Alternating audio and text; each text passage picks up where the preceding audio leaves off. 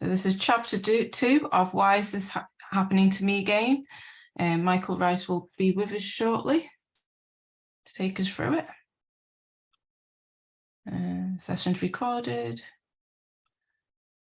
And is this session for you? Have you ever had conflict in your relationships, attempted the geographic cure, tried to unsuccessfully to change others? Have you had thoughts like, why is this happening to me again? Why are they doing this to me again? Or why am I doing this to myself again? Why can't life just cooperate?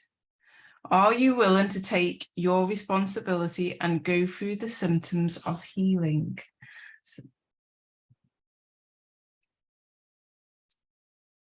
So I'm Yinka and I run Hear My Voice Book Club, which is an inspirational self-development books.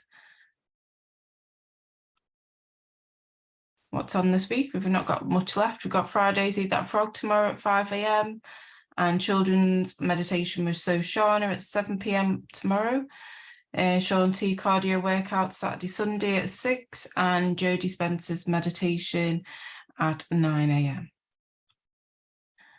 Our monthly book club is next Thursday at the 4th of May, which is 10:30 or 8:30 with Untethered Soul by Michael Singer.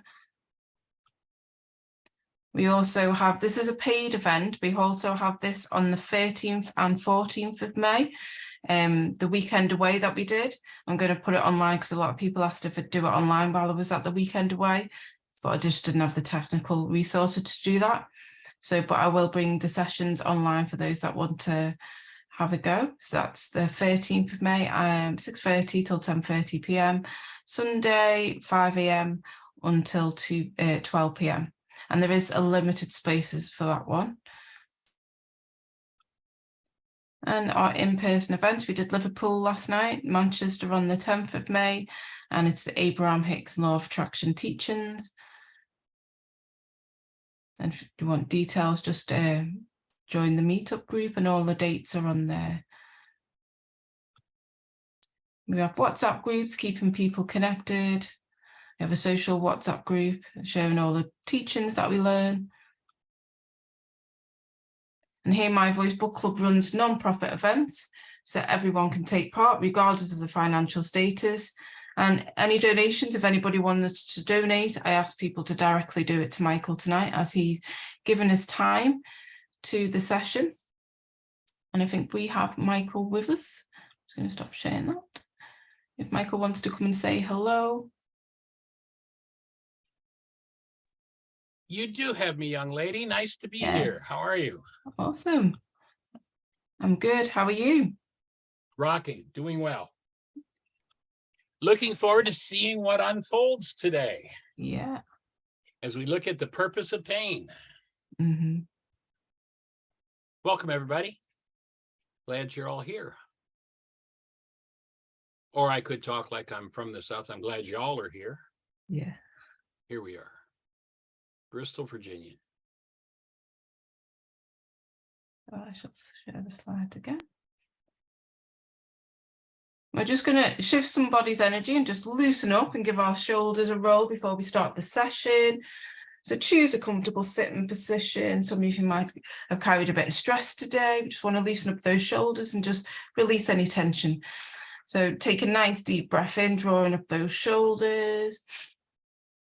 And exhale.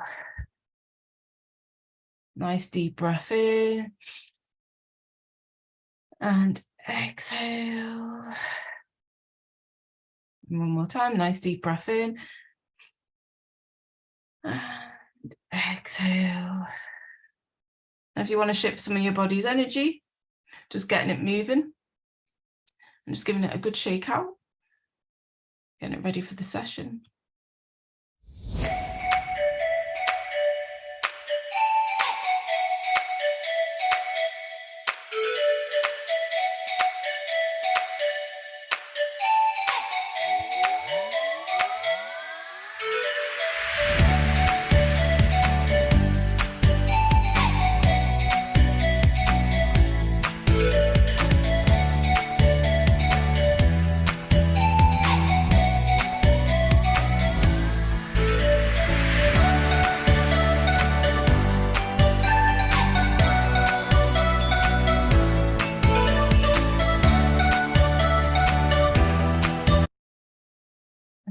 if you've all loosened up your body, ready for Michael?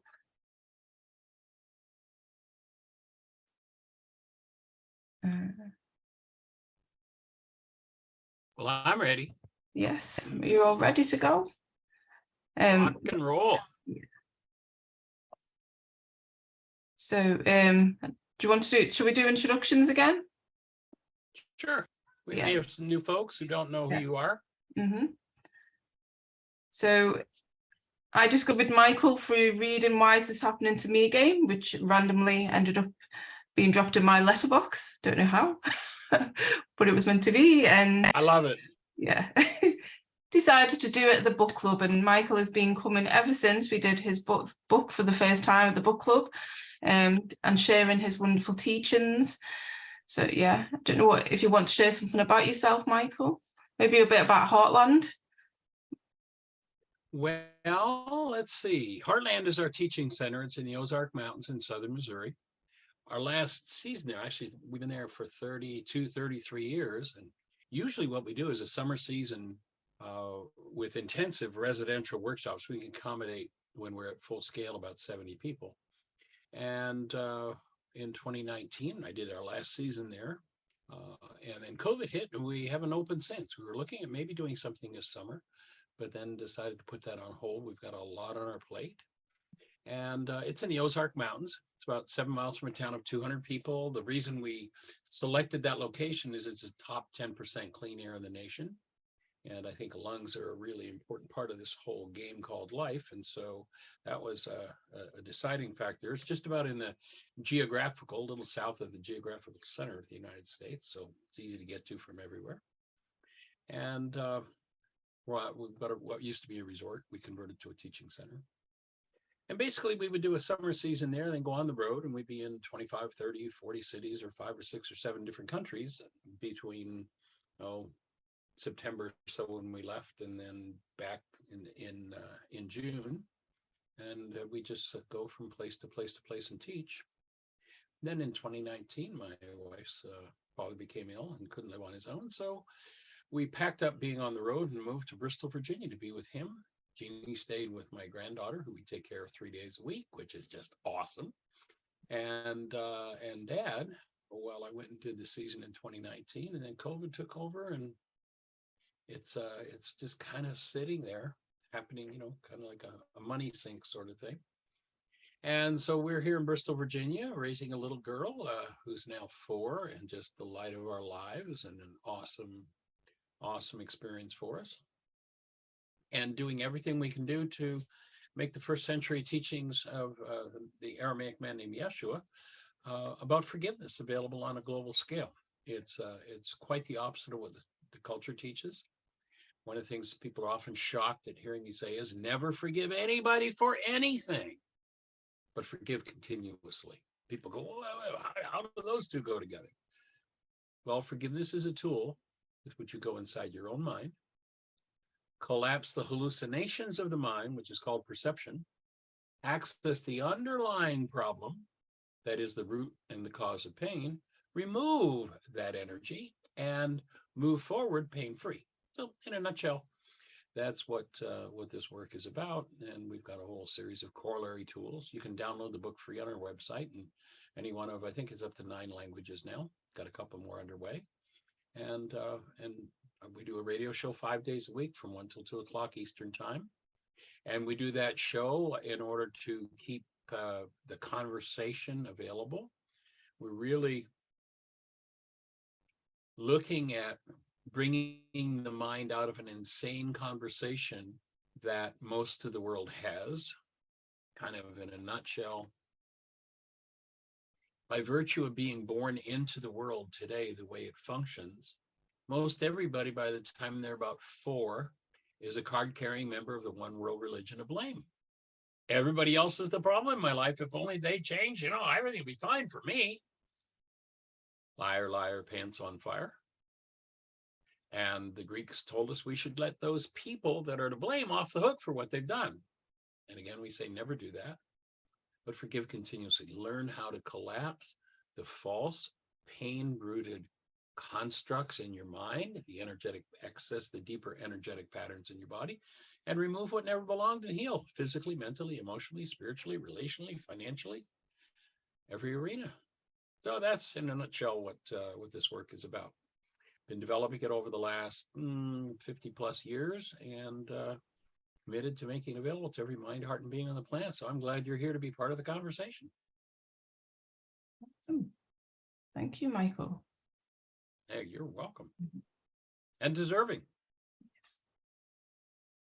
So today is chapter 2 that we're going to go through. The purpose of pain. Mm-hmm. So we're just going to take a moment to breathe and to remember to breathe throughout the session if any triggers come up, because holding your breath is exactly how you acquire a past about something and carry it with you. Holding your breath attaches the pain of an experience to a reality in the mind. If that reality is triggered even through external circumstances, do not justify it. There will be pain. So remember to breathe.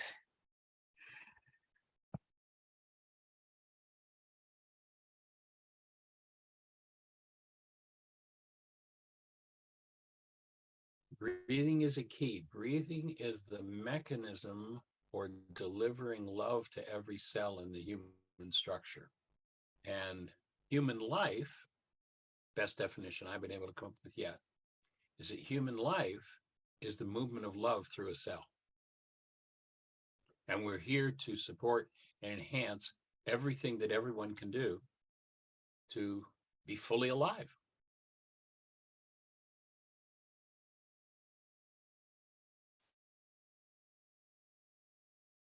So this is just a quick rerun of what was chapter 1. So chapter 1 was Richard, a successful man in his late 30s, following the breakup of another marriage, had contacted Michael. Richard's friend had suggested Michael might have some answers to help him make sense of things. Richard felt his life was a mess and was desperate. We looked at building brain cells for significant change to take place and to understand some of the ideas that we presented new brain cells were required. We looked at our own dilemmas and the emotions attached to those dilemmas.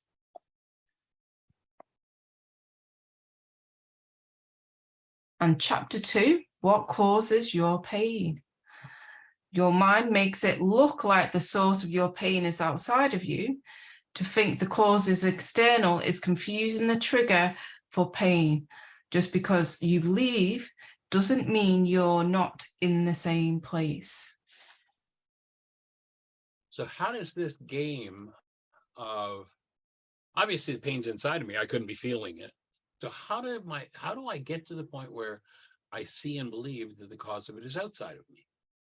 And there's a cycle we've spoken of several times that people get into, and the first step in the downward cycle into pretending that the problem that's inside of me is caused from the outside and thinking that some kind of outside solution is going to resolve what's going on inside of me, which is pretty ridiculous. First step is to recognize the way the human mind works. Briefly, we've been taught that we have these two peepholes. We look out through these things called eyes and we see what's happening out there. If you believe that, every other lie you've been taught will be provable from that error. You've never seen anything outside of you with your eyes. In fact, you've never seen anything outside of you, and you never will see anything outside of you because you can't see out through your eyes. The eye is quite literally on an energetic level. My background's in electronics with a side study in physics, and the eye literally is an antenna. Antennas receive and can broadcast frequencies. However, the eye, which receives light energy, frequency, transmits that frequency to the brain. Brain cells fire or resonate, and literally your mind generates the pictures that you see. Your eye shows you nothing. Thinking you can see out through the antenna that brings light into your structure is about as silly as going to your TV set, pulling the antenna off or pulling the cable out and looking in the cable and thinking you can look back into the TV station that's broadcasting the signal. It's silly. Of course you can't. And you can't see out through your eyes. I know a whole world says, oh, I see that happening out there. No, you don't. Your brain generates a construct called perception that is your brain's best guess about what's going on out there. You'll notice if you've ever been in a courtroom where 6 different people testify about an accident, you'd wonder if any 2 of them were at the same accident. Their descriptions are so different. Why is that? Because each person lives in a world between their ears, generated by their brains. If you bring an energy into your structure that does not belong in your structure, then your structure is going to signal you of the error in your energy. Your structure is trying to get you to listen to what it is that you're doing to yourself. So when you bring an energy in that doesn't belong, wherever in the structure that energy lands, the tissue says, ouch, that hurts. The tissue is trying to get your attention so you stop doing whatever it is that you're doing. So the purpose of pain, really very simple, is to make your ears grow. To get you to listen to the fact that if you've been through a particular painful reality 87 different times with 42 different people, you're the only one that was there every time, and it's about you. It belongs to you. So the only cause of pain, I mean, shy of somebody coming up and punching us in the nose, and there's a whole other explanation for that too. The only cause of pain in it is an energy in the structure that doesn't belong there. When you begin to recognize that, and each time you find yourself in pain, you use the tools to go and find inside and find the hidden part of your mind, then you get to heal. And that's the objective of this work, is to bring healing to every mind, heart, and being on the planet.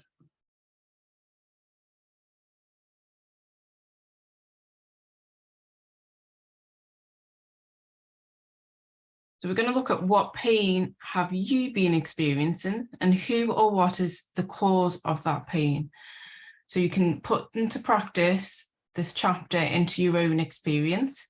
Just jot down what pain have you been experiencing and who or what is the cause of that pain. And remember, we might even adjust that. Go ahead. No, go on. I was going to say, we might even adjust that question a little bit. Who or what is your mind telling you is the cause of the pain? Mm-hmm.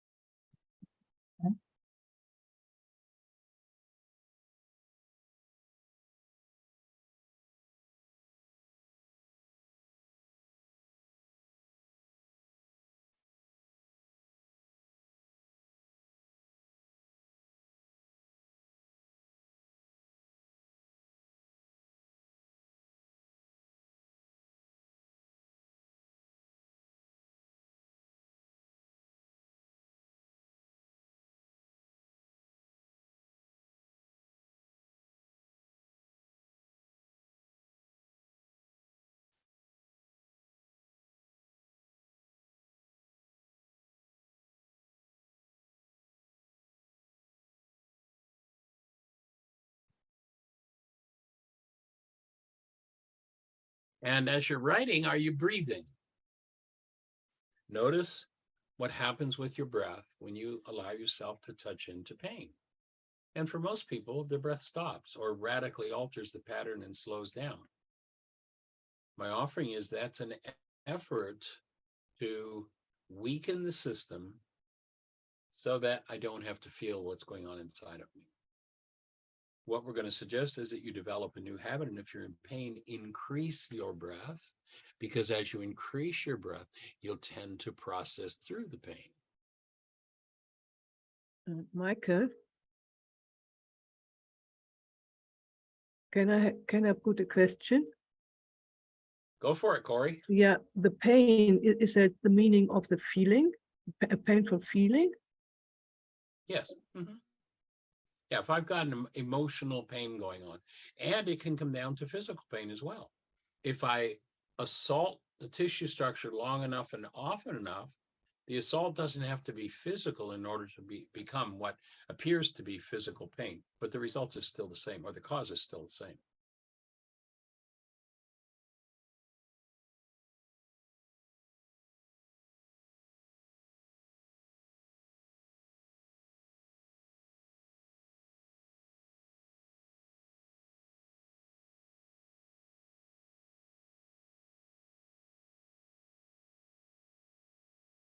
Is that enough time for everyone?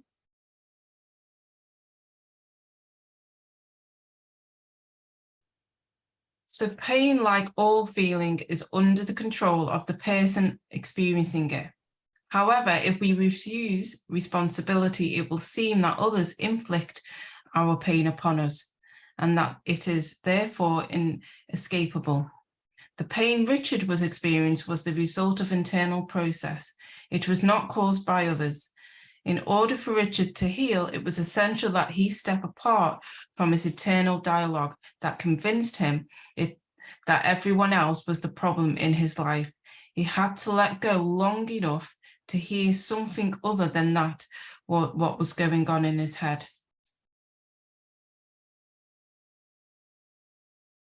So when we refuse to be responsible, the language of refusal to be responsible is, you made me mad, you made me sad, you hurt me, they caused this.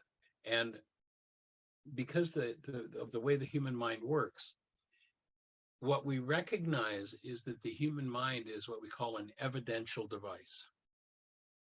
There's some interesting Harvard research that shows that in a time frame where 10,000 brain cells are firing, the max amount of data that goes into conscious awareness in that time frame is 9 bits of data.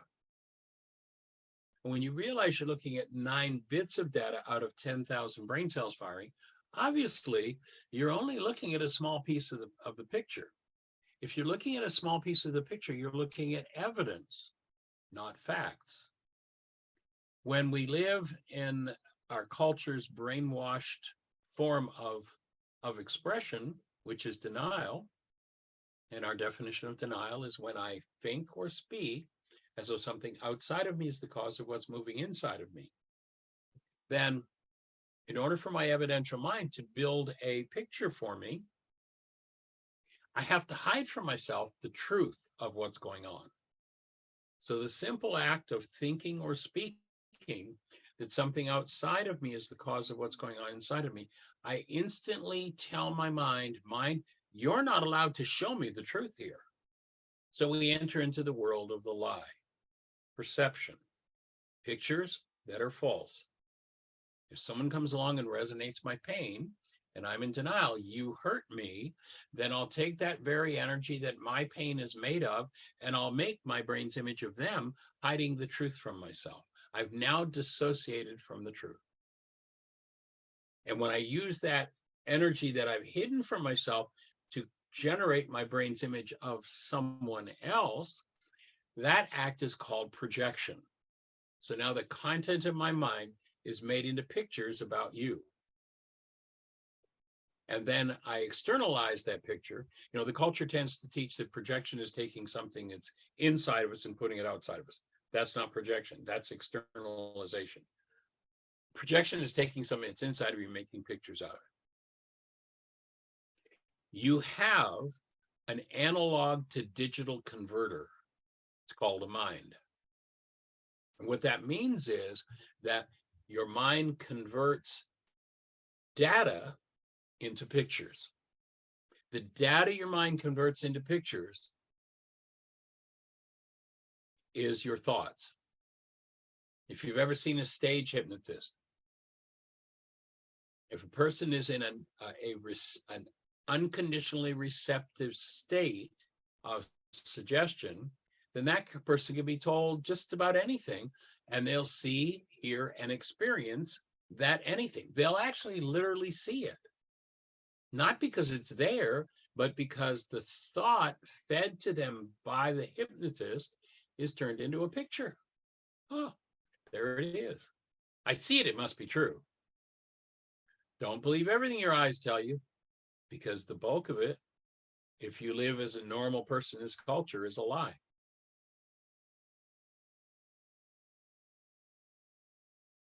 Go for it.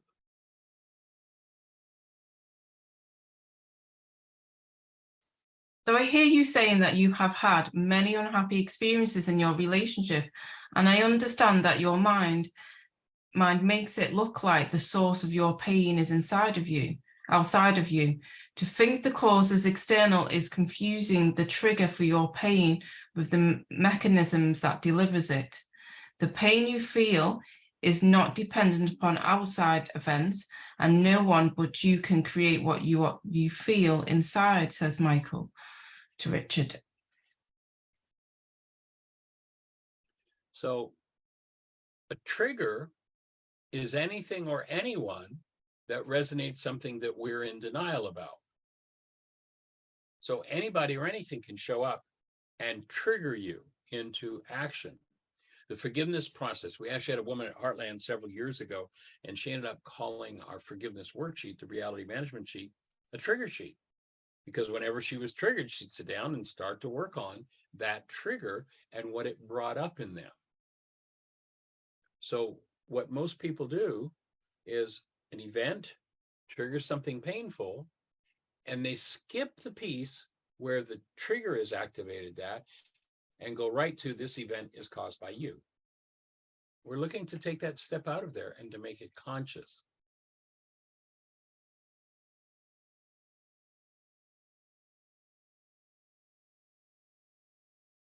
You're just handing me more guilt, and all I want now is to make sure that what I've been doing through doesn't happen again, shouts Richard.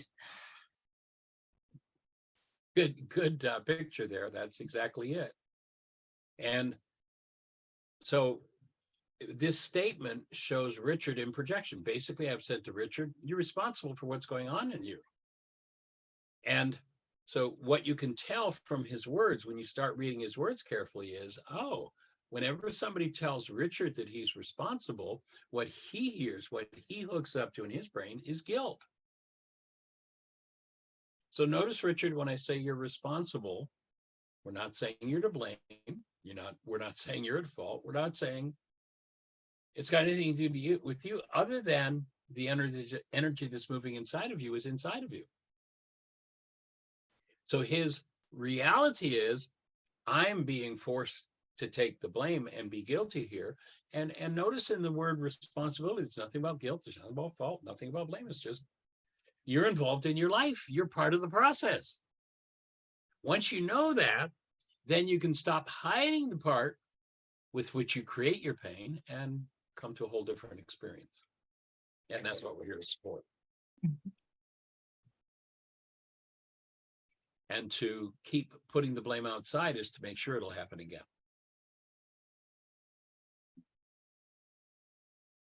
So when I introduced you to the idea, Richard, that we are each responsible for our pain, you heard, as many of us do, when someone points out that we may have erred, something different. I spoke of responsibility, but Richard interpreted my words to mean other than what I intended.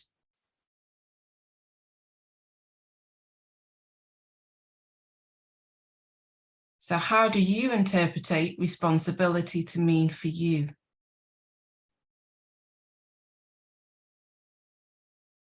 So just jot down and take notice of how you interpret responsibility. If someone was to say you're responsible.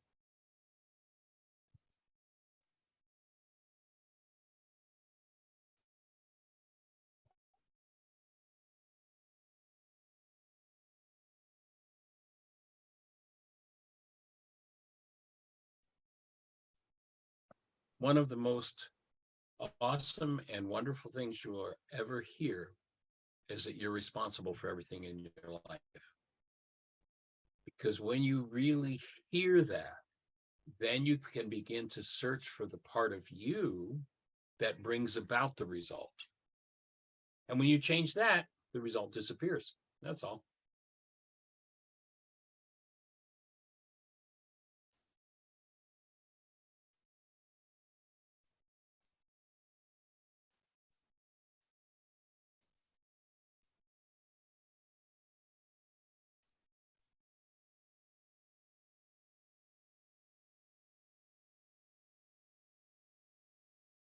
So somebody's put, shame arises in this case, which introduced a bit of confusion. What should I do to unshame responsibility to? Okay, so shame would be akin to blame, guilt, fault. So that would be the forgiveness process. So if you recognize that when you're told you're responsible, in the files in your mind on responsibility, there's shame. So then you'd apply forgiveness to that shame. So you remove shame from your structure. So understanding this, everything that can trigger pain or trauma in you of any kind becomes the opportunity and the invitation to heal that pain or trauma rather than get lost in it.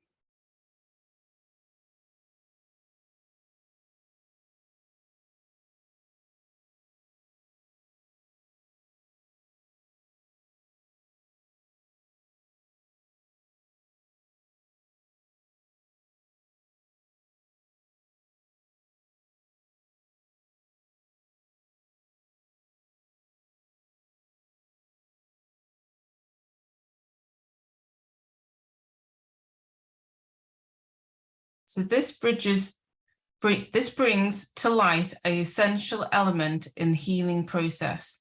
There is a difference between what happens in the world and the mind interpretation of those events. One triggers feelings and the other causes them. That makes sense for everybody?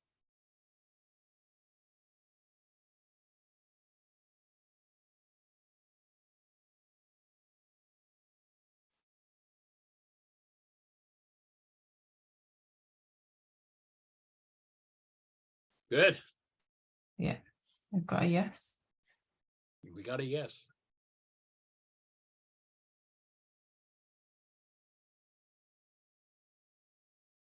So Richard, you have perceived as the cause of your unhappiness nothing more than a trigger, which served to bring to your awareness to an experience stored within you, one which you have repeated so often it is now old and familiar. Someone has asked if you could expand on the previous slide. Let's rock back one. Yeah.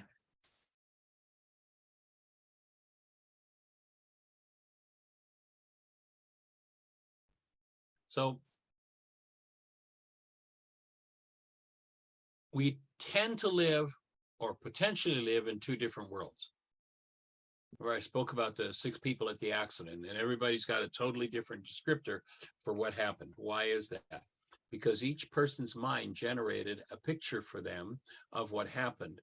And the picture was not of what took place in the world, but rather what that which took place in the world triggered in them. That literally, that data, those thoughts are turned into pictures in the mind. So we're going to define that as reality. So the accident is an actuality. Each mind that stands around watching it experiences their own individual reality. So the event that happens in the world triggers into activity whatever's going on inside of me. My perception that seems to be accompanied by inevitable pain is directly connected to the cause of what that pain is.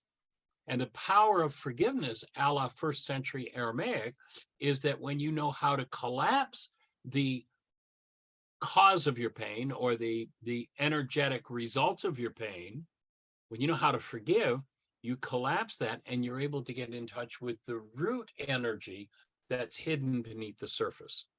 This is a principle that, working with the first century Aramaic language, took me about 35 years to understand. And it's the exact opposite of what this culture teaches. Does that fulfill what was being requested? Yeah, and then Victoria's asked, but what's real, unreal?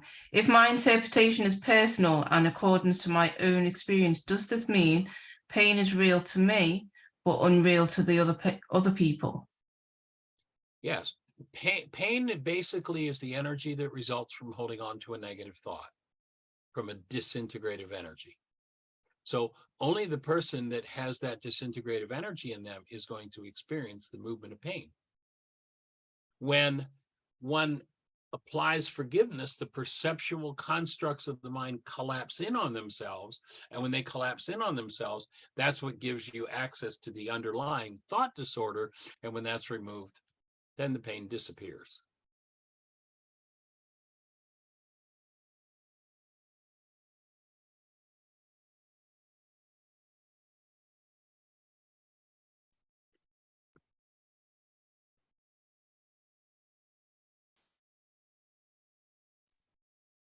Michael, could you say that again, please? Gee, I don't know, that was so long ago.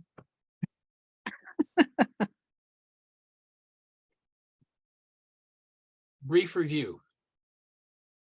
Your mind is a digital to analog converter. Your thoughts are digital, they're information. Thoughts that move in the mind produce pictures called perception. Perception is your own individual picture of what happened in the world, or you think happened in the world, but really is what happened inside of you. So your perception is a construct called reality. What forgiveness does is it collapses your realities so that you can look underneath at the thought disorder that created the reality in the first place and bring healing to that thought disorder. Does that fit with what you need to refine? Yes, thank you. Okay, cool. And Michael, I have the question about the thought disorder. So when I have a thought which causes me, let's say, shame, but mostly then, not mostly, but sometimes I believe that that thought is true about me, and then the result. So, yeah, what is my question? My question is it a lot of work for me to find out that it is not true what I think, or yeah, can I Okay, do? I think I got it. The beauty of the first century Aramaic forgiveness process is that it shows you how to collapse the constructs of your mind and expose the underlying energies to the active presence of love.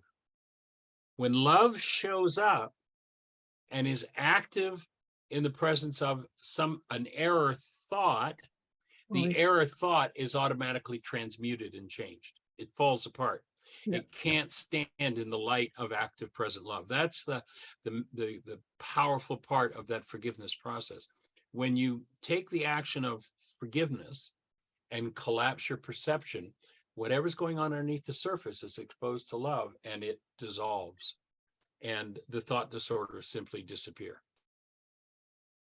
Oh yeah. As you said that. It's like not something you have to figure out. It happens.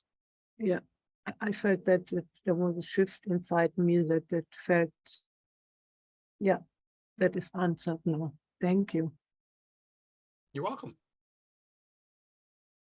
And then Yeah, I Victoria, can remember going back. sorry, go on. This probably goes back about 30 years ago. And I'm, working to understand, well, what causes healing to happen. And we were doing an intensive at Heartland. And there were probably 50 people in the room. And one person went through just like a monumental, what people call a miraculous healing. So obvious that 1 minute it was there and the next minute it was gone.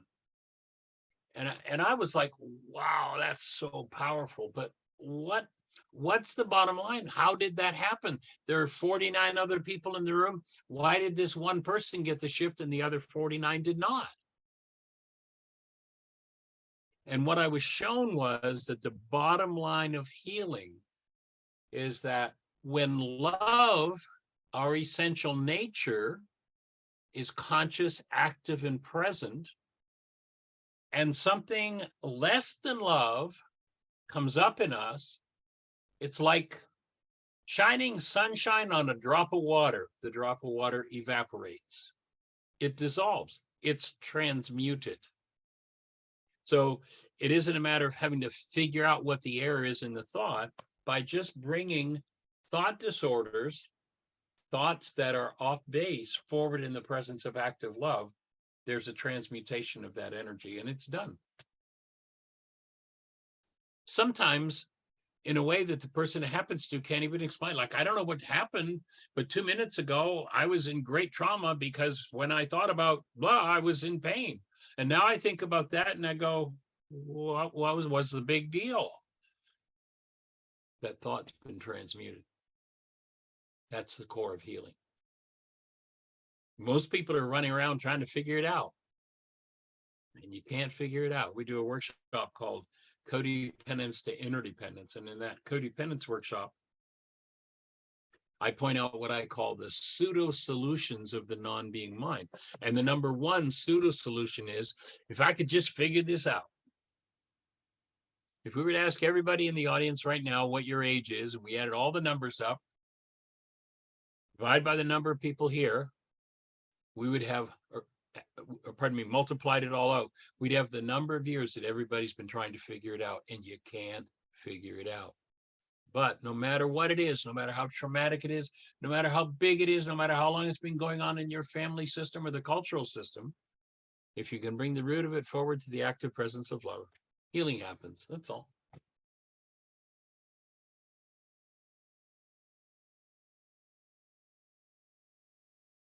So allow yourself to recognize thought disorders. What's the conversation going on in your head? And if you're repeating a thought disorder to yourself, that's the time in particular to pick up the forgiveness worksheet process and work through whatever that thought is. Now, there are systems out there that will sort of try to convince you to, or try to talk you out of that thought.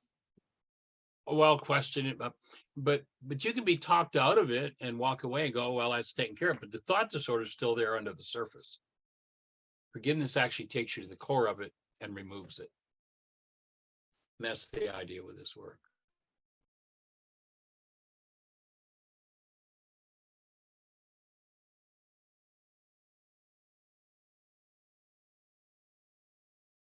And Linda's got a question. Go for it, Linda. Hello. So, Hey, welcome. okay, so forgiveness is my real tough spot. Okay, so I'm just going to put that out there, because I try to actually be kind. The majority, most people would describe me as a kind person, but you know, I'm 58 now, so I've grown. I can stand up for myself, but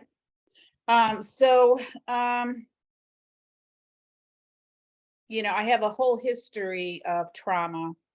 And so how I show up in the world, I think I'm just kind of realizing that how I show up in the world, maybe as this kind of too kind person at times, you know, attracts the narcissist. It's almost like I'm a magnet, and it's like I'm a magnet to them and they're a magnet to me because I need to work this out still.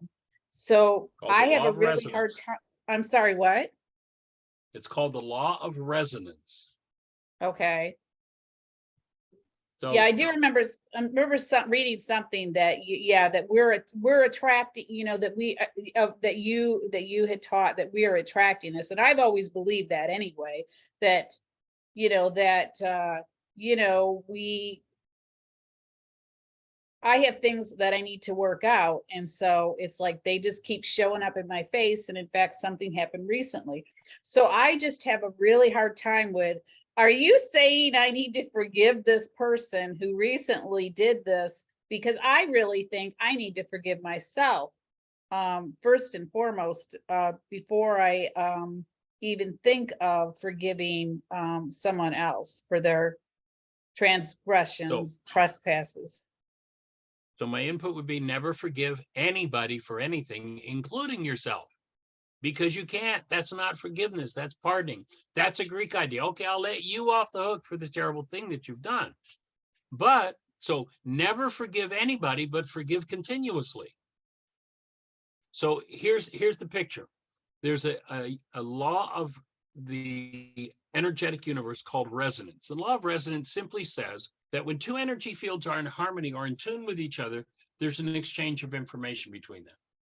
You might remember in physics class in high school, you hit a middle C tuning fork on a desk, started vibrating, you put it in front of a second middle C tuning fork, and without being touched, the second tuning fork started to vibrate. So one fork induced motion in the other fork. That's the law of resonance. The second tuning fork has no choice. It just picks up the frequency and starts to vibrate. So resonance creates motion in the inanimate world. In the animate world, resonance creates motion toward. So if I hold something in me that I've never wanted to deal with, I watch my father and my mother struggle with it. I watch my grandparents struggle with it. I watch my siblings struggle with it, and I never want to deal with this. The further I push it down, the more energy I put into it. The more energy I put into it, the stronger the energy wave is in me that calls somebody forward to do it to me again. Imagine I've got a 3-foot diameter spring that stands 3 feet tall. There it is on the floor, just standing there. Can it do anything? No. But what happens if I push down on it and lock it? And I push down on it and lock it. I push down on it. What is pushing down on something? Denial. You did this to me. I just pushed down and locked the underlying pain inside of me. Back about, going close to 40 years ago now, I used to keynote at a conference called Global Sciences. And one year, a fellow named Marcel Vogel, who was a 23-year senior scientist from IBM, showed up at the conference to speak. And Marcel brought with him, and Marcel, here's the kind of mind he's got. This guy, when he was 11 years of age, invented chemical light. You know, where you go to a football game and you buy a light stick and there are 2 glass tubes inside of it, plastic, and you break the tubes, the chemicals mix, and it lights up. That was Marcel's invention when he was 11. His family didn't have the money to patent it. Marcel patented it. The only reason your or my computer works is because Marcel invented the magnetic coating for IBM, that allows your hard drive to store information. So that's Marcel Vogel's mind. So he brings this thing called the Delaware camera. The Delaware camera is different than any other camera in the world. Between the aperture and the film, there's a tuning mechanism, and you can tune the camera like a radio receiver. So you tune as to what frequencies the camera is going to take a picture of. You click the shutter, and whatever the camera is tuned to, if that energy is in front of the camera, then that's what's going to show up on the photographic plate, literally. So what do you suppose, with the Delaware camera tuned properly, if you take a picture of an acorn, what do you suppose shows up on the photographic plate? An oak tree. Wait a minute, Michael, that's crazy. How, I mean, well, wait a minute. Let's think about this logically, energetically. If you plant an acorn, what are you going to get sooner or later when that thing sprouts and grows? Are you going to get a tomato plant? Are you going to get corn? Are you going to get a Volkswagen? No, you're going to get an elk tree. So obviously in the acorn, somewhere, somehow the oak tree is stored.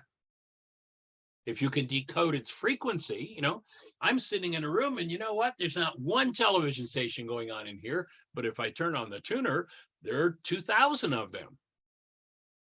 All the frequencies are here right now. I just don't have the sensory awareness to bring them in.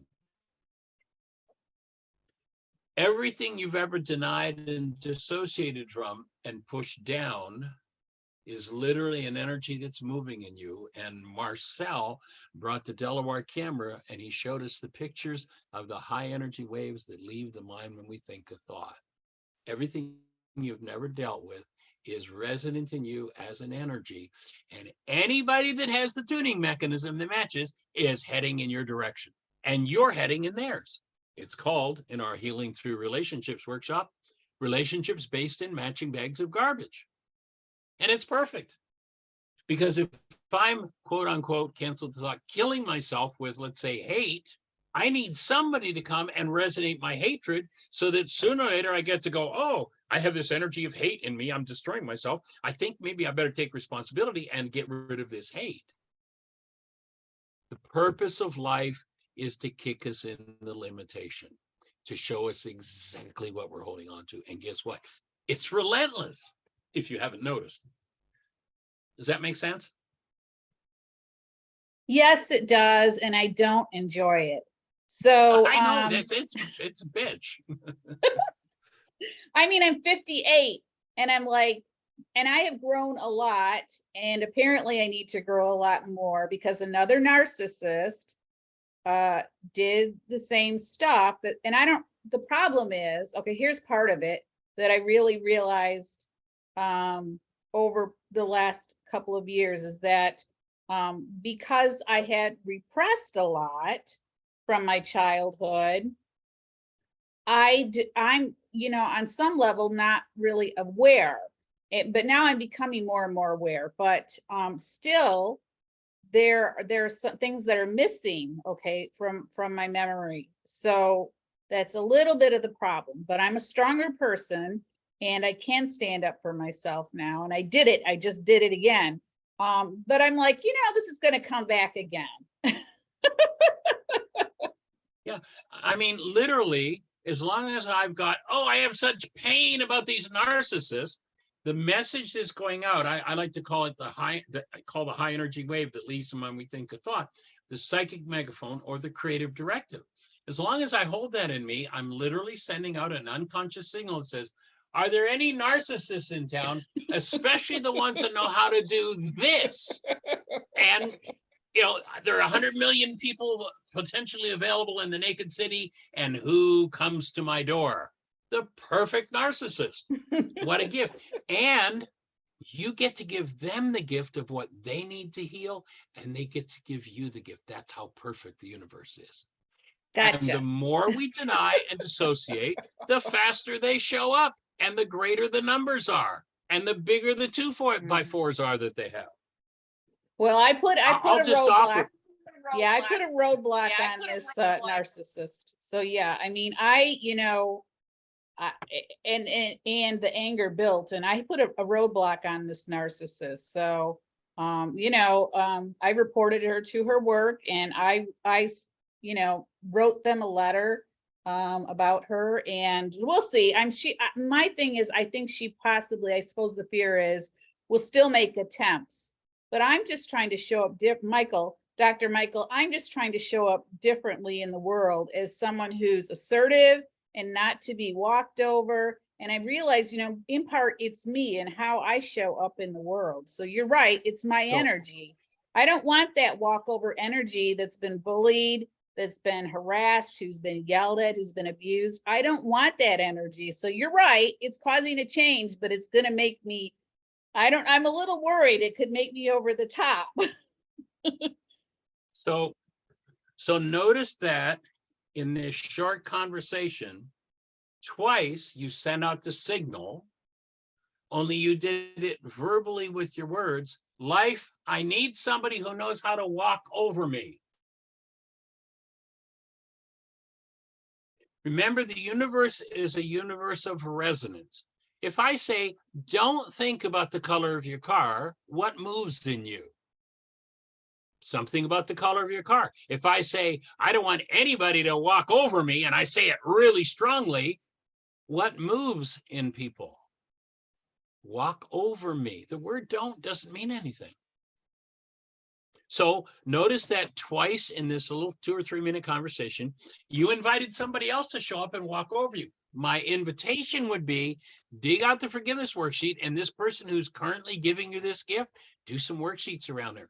Now, this may be what we call your 77 times 70 worksheet issue. You might do many, many worksheets around this if you're going to resolve this narcissist and being walked on thing for you.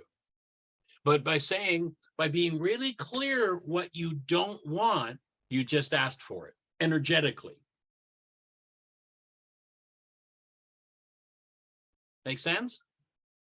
Well, I guess in, in the past, I understood that as part of, my unconscious process, that, the unconscious doesn't hear the word don't. So in that, in that respect, I mean, I understand it, but I guess I just didn't understand it as an energetic wave going out. So I guess I understood that, our unconscious does not hear the word, don't. Right. And everything that moves in you moves in the universe. Okay. So forgiveness around this particular narcissist will probably be one of the biggest gifts you've ever gotten in your life. Well, it's just narcissists, and there are abusers too. It's not all, narcissists and abusive people. I'm just saying narcissist is kind of one type of abuser, but I just do seem to attract abusive people who think they can say anything they want to me. So, I mean, well, that's because you keep asking for abuse. okay. I don't want anybody to show up and abuse me. Oh, abuse. Okay, I'll be right there. Yeah. Yeah. Well, I guess I need to put out into the world that I'm a confident person who deserves love. No, that's not what I'm suggesting. What I'm suggesting is the most important thing you could do right now would be to dig out the reality management forgiveness process and do some worksheets around this particular person where you forgive in you the pain that keeps resonating and attracting in the narcissist or the abuser. That's what you need to do. Changing your conscious mind. Oh, I'll just think good and happy thoughts. If you read my book, you'll see that I call that premature positive thinking. It's a disease. Premature positive thinking doesn't work. It's like, imagine that you're building a building and you've got a foundation that'll hold a one-story building. And you put a one-story building on it, everything's fine. You put a two-story building on it, it's getting a little shaky. 3 stories, 4 stories, 5 stories, the building's going over. If your foundation says somebody sooner or later always shows up to abuse me, if I hide that from myself and I say, well, I just have to know that I'm competent and everybody knows I'm cool and I'm going to hold them accountable, and I build that and I build that and I build that and I build that, I'm building it on top of a foundation that's resonating. I need my abuser. You got to go in and forgive that frequency from yourself. You've got to remove that. That's where your solution lies. The guy who originally taught forgiveness on the planet, when he explained that to them, one of them said, well, how many times then do I have to forgive my brother? Now, there's a mistaken translation there. In Aramaic, what that question was is, how many times do I need to forgive as to my brother? And he said, is 7 times enough? And the man that was teaching him forgiveness said, no, 77 times 70 times is how many times you'll forgive. As many times as you need to until you've removed that energetic dynamic from yourself. Otherwise, no matter where you go and no matter what you do, somebody's going to resonate in and show you once again what you need to heal. So please enter the healing process.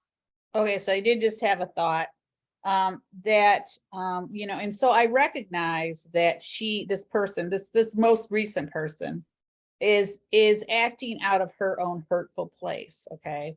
Yeah. So I guess she's acting out of her own hurtful place and I'm acting out of my own hurtful place. And those two are coming together. But it feels like I am the victim.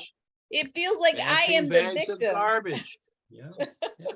Well, but that's what you like. Listen to how you're laughing about being a victim. That's what you think you deserve.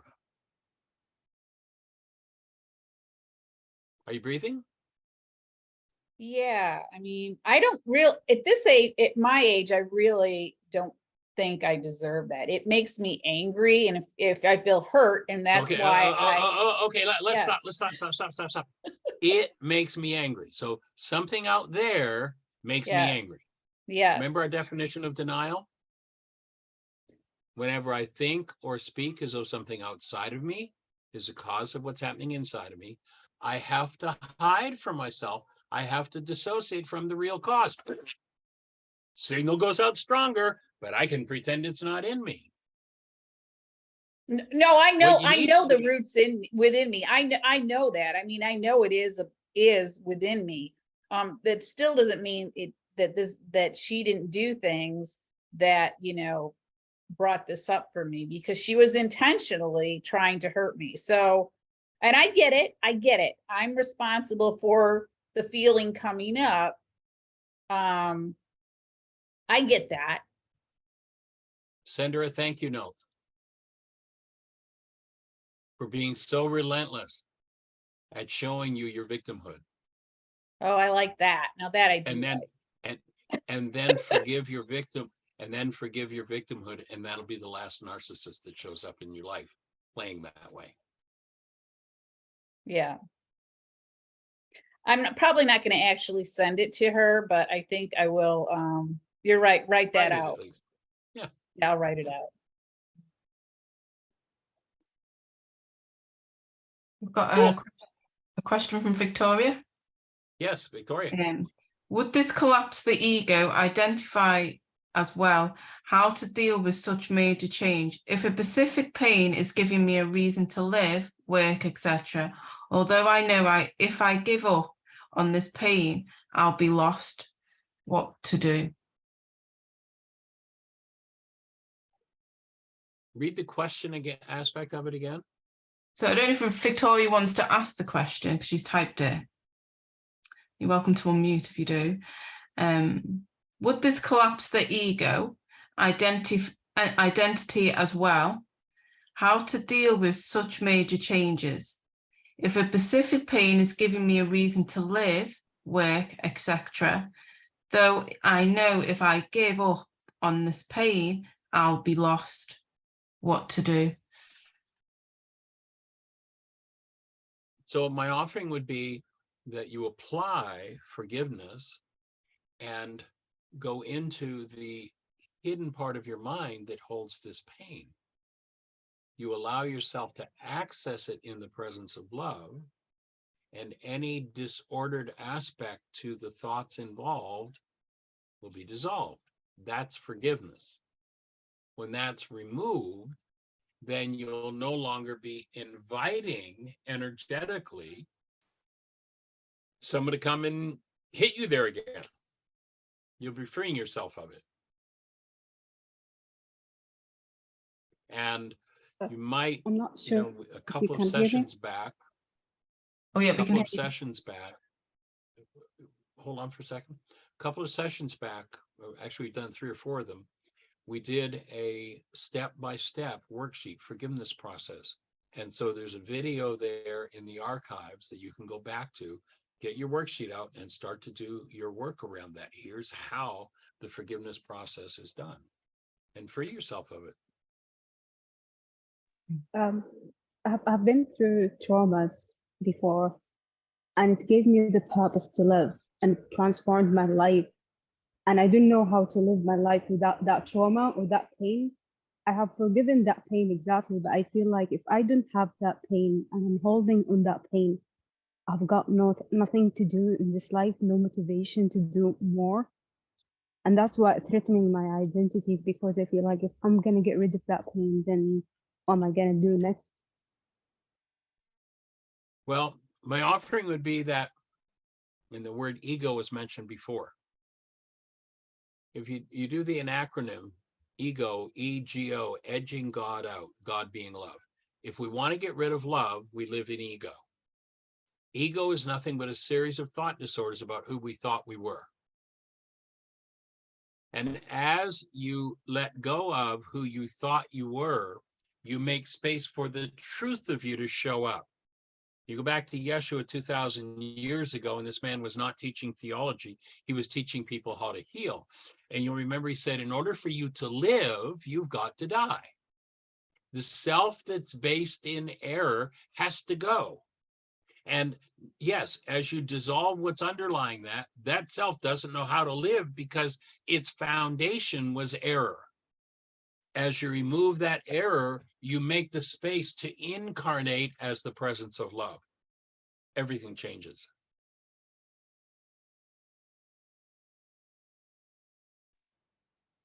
And that's what's scaring me the most, because I feel like if I'm dissolving everything I have experienced before and I'm opening the space to experience something new, I've got no foundation. Like, it's like my life script is going through. I've been through this in my childhood, teenager, adulthood, but now I'm getting rid of all that pain. So what am I going to do next? What's the life script I'm going to create in this moment? You're going to learn to live as the active presence of love. And maybe there hasn't been much modeling in your world for doing that, so you're going to have to make it up. The early adopter, you know, the first one in the family system says, okay, I'm going to do this. It's quite a challenge to have to reinvent the way you live. If you've lived in and as trauma, and all of a sudden there's no trauma left, there's only love, there's only me, it's a challenge to make it up, but it's an exciting challenge.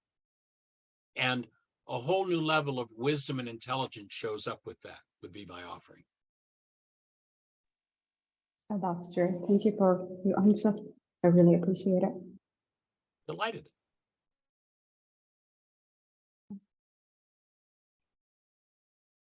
And move on to the next slide. Let's go for it.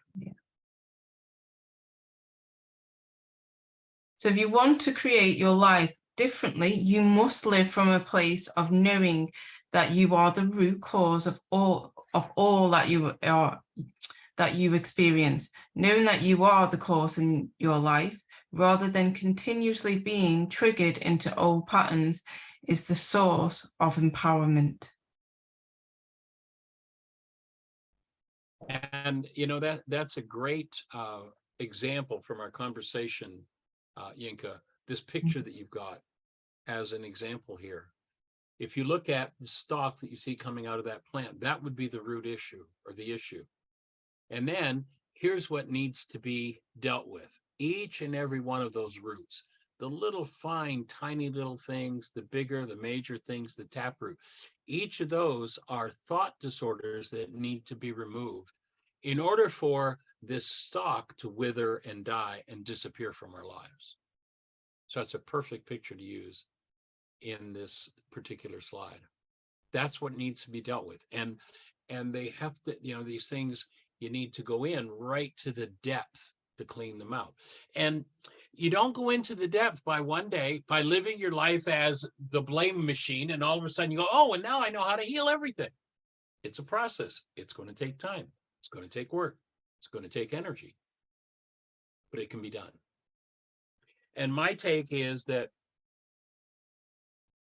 the average person, from the time they enter this conversation, that really does their work, it takes from 5 to 10 years to recognize what we're really talking about.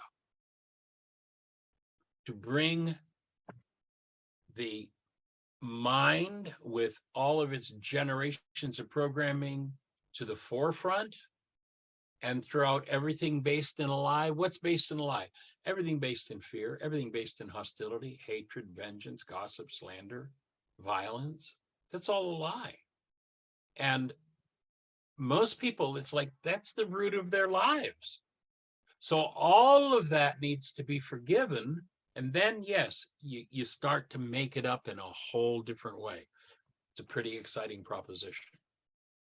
And, you know, one of the reasons, for instance, why we do our radio show 5 days a week is so that there's a space for people to be continuously involved in this conversation, to build the understanding, to build the brain cells for, oh, that's what that means. That's how that works. And you can tap into the radio show 5 days a week. If you don't have access to phone service in America, most people call into the radio show on their phones, and the phone number is 563-999-3581, 1 till 2 o'clock Eastern Time, Monday to Friday. You can also go to our website, whyagain.org. You'll see a microphone on the page. Click the microphone, drill down, and you can listen to the radio show right there on your computer, wherever you are in the world. And there's a chat room. There's a very simple registration process for the chat room. It's Blog Talk Radio, and they're very respectful of your information. They don't share it and don't send it off around the globe or anything. And then in the chat room, you can ask questions. You can type questions, and if you don't have phone access from where you are. And I've put all that information in the chat as well. Cool.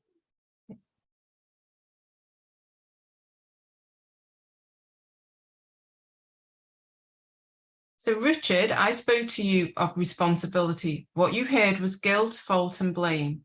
As you listened to your internal dialogue, informed you of the potential pain inherent in being to blame. Next came the defenses you have built up against being at fault and guilty, which are your mind's interpretations of responsibility. So reality, again, is the output of the mind. Most people don't listen with their ears, they listen with their brains. People don't see with their eyes, they see with their brains. And the first thing that the output of your mind tells you is what's in your mind. So when Richard's in denial and he blames me, when I tell him he's responsible, yeah, look at, you're telling me I'm guilty, I'm at fault, I'm to blame. That's his listening. It's not my speaking. And so it takes the restructuring of that whole core mental process in order to step into a new world. And that's what I'm saying takes from 5 to 10 years to do. But once you realize it's there to be done, it can be done. What else is there to do?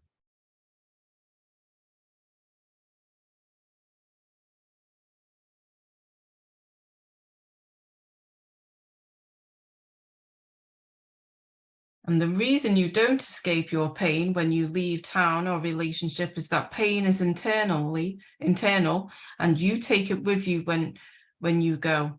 The fact that you can hide your pain successfully does not mean it's gone. Your pain is caused by the energy you are holding, not by them.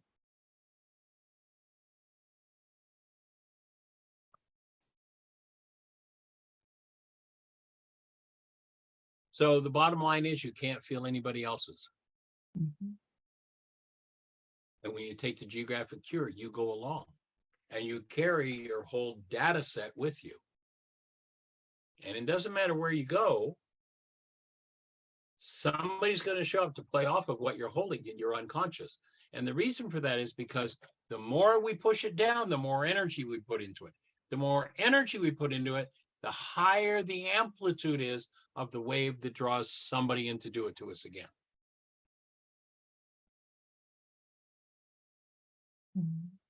So just because you leave doesn't mean you're not in the same place. Again.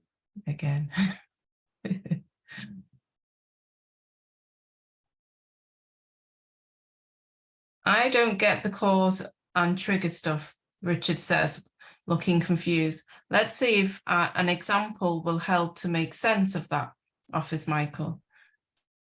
So I don't know if you want to offer an example up of the cause and trigger stuff.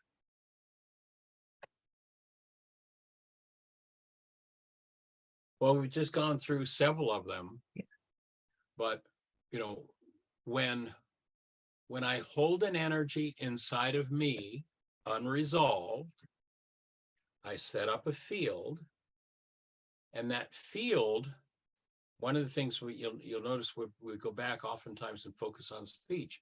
one of the things that comes out of that field is my words. You know, Shakespeare said it rather brilliantly. My words fly up, my thoughts remain below. In other words, I'm trying to keep this unconscious. So cause is what I'm holding inside of me. What I hold inside of me, one, creates my physiology or interrupts my physiology if it's of a disintegrative nature. Two, it is the source of the high energy wave that draws somebody in to do it to me again. Three, when it's activated, it's the root of the constructs of my mind, the perceptual output of my mind. So that's what cause does. If you're in denial, if you've dissociated from causes of your pain, then the purpose of the world is to show you exactly what you're holding on to. So somebody's going to show up to bring it up for you.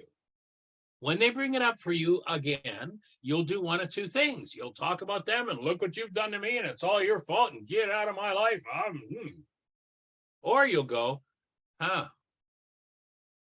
been through this 87 different times with 42 different people. I'm the only one that's here. I'm triggered again.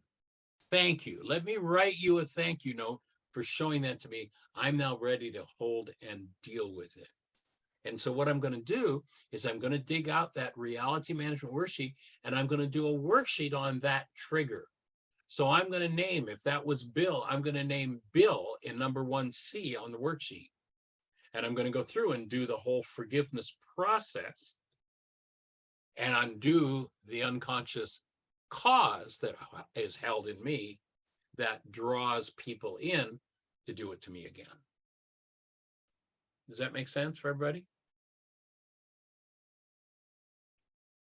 Michael, yeah, that makes sense. But it is the cause of the pain is always me. It is not. I know that when when there is a trigger, I know that I want to look inside me, but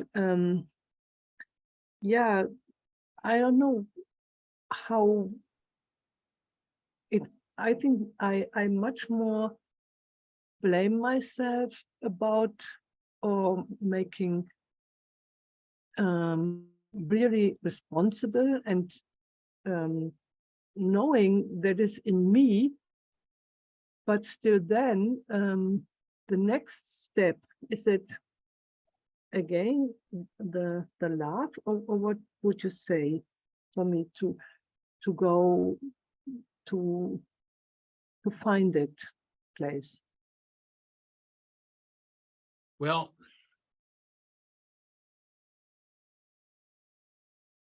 the goal would not be to find something in me. The goal would be to look at what it is that I want from my trigger, cancel that goal so my perception collapses, and then be with whatever surfaces in me.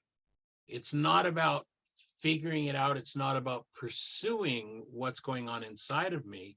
It's about observing what it is that triggers me into action, determining what the goal is that I hold for that person who's able to trigger me, cancel that goal. Again, what I hear you saying is, I want to figure this out, and you can't figure it out. Yeah. In a million years, I promise you will not figure it out. But anytime it happens, you can apply forgiveness and remove it. That would be my offering. Okay. Yeah, I understand. Cool.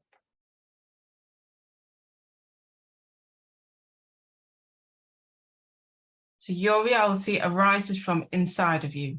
My words are just the triggers for that, for what shows up in your mind. The word responsibility does not include guilt, fault, and blame. Thought that is what Richard and maybe some of you heard. So I have this picture in my mind, and I think I'm looking out there. Once again, you've never seen anything out there, and you never will. You will only see your brain's representation of it. And if you're in denial, your brain's representation will build a picture of them out of your content. And you'll think that it's about them. But the truth is, remember, you're the one who's feeling it. The things that come up in your mind, the realities that show up as structures in your mind, always first and foremost tell you about the content of your mind.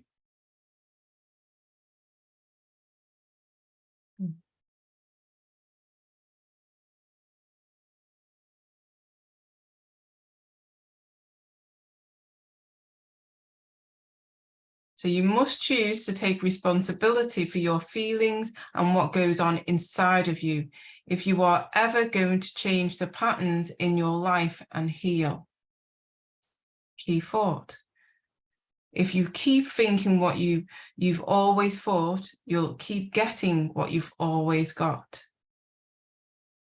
And once again, that picture is so perfect.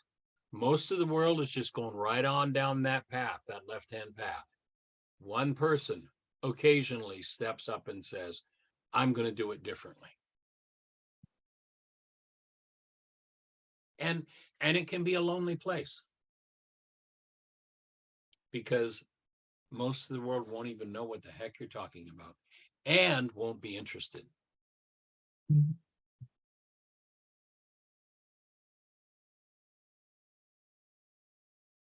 And this is why we hold the space for you to be that one person. Exactly. And all we need to do is get to critical mass, get a critical mass number of people who choose to take that right-hand path and heal. And once we get to, there's this physicist 2,000 years ago that said, a little leavening leavens the whole loaf. He was not talking about bread. He was talking about how to step out of the insanity. And when enough people do that, the whole game is going to change for everybody.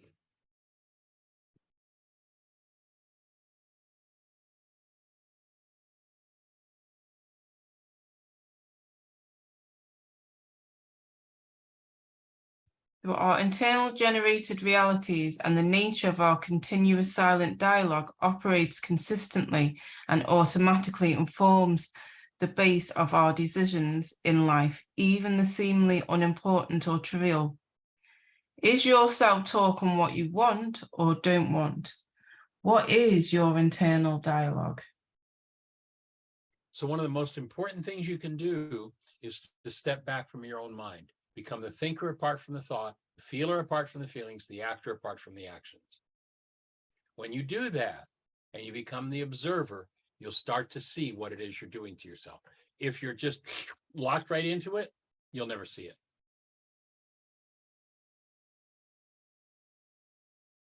The more you ask for something, the faster it's going to come to you.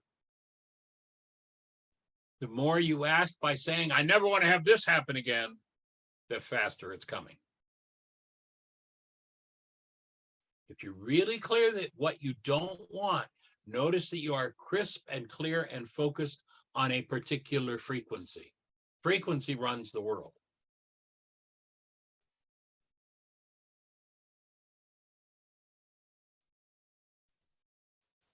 We've got a message from Victoria. Dr. Ryce has mentioned focusing on breathing when thinking of pain. What about other symptoms such as teeth grinding, even when focusing on the breathing through when examining internal dialogue? Yeah, breathing, holding the breath is a way to try to stop the movement of energy. Grinding your teeth, about a third of the innervation of the body goes through this joint called the TMJ, temporomandibular joint. About a third of the innervation of the whole body. And so grinding is a way to try to stop that from coming forward, and can oftentimes be, I'm not allowed to speak. I'm not allowed to put this out there. That's where the written process of forgiveness helps to open up, give you a space to express that and start to unravel the unconscious dynamics.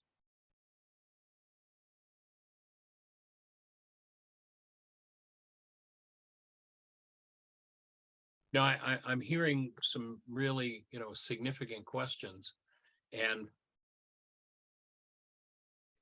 one of the things you might, those who are, have been doing this for a while now and are seriously wanting to get through some layers, you might want to look at we have a self-study course called Codependence to Interdependence.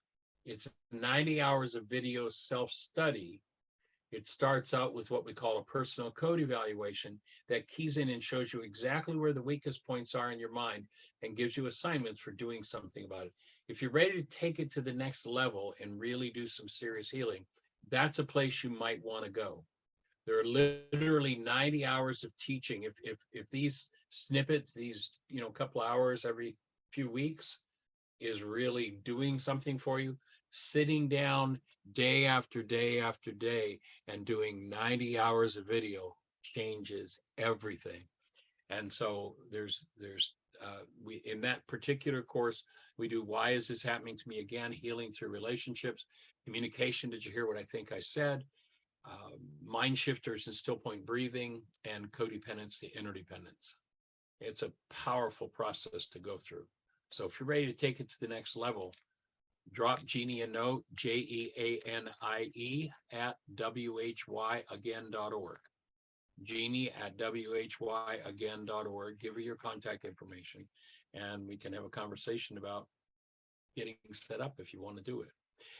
And there is a fee. It is a fee-based program, and the whole 90-hour process, including the personal code evaluation, is $600 US.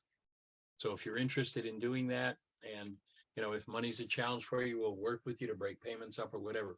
But if you're ready to go to the next level of your work, there's where you can pace yourself and go through a significant amount of work in a matter of a few months. I mean, people who've done that course tell me that's like, it just shortened the work I needed to do by 10 years.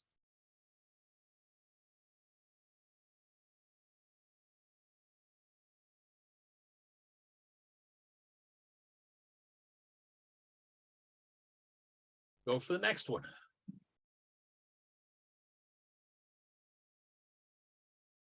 So until you take charge of your internal reality structures, you are bound to keep re-experiencing whatever you are trying to avoid. That's it.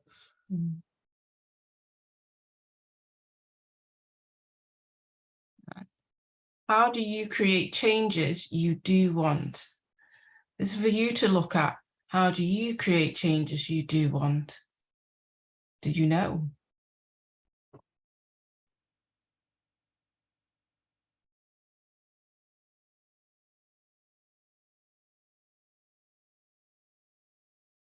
Basically, what I've done personally over the last 50 plus years is I've been looking at how do we get the healing process into a format that anybody can take and do the steps required.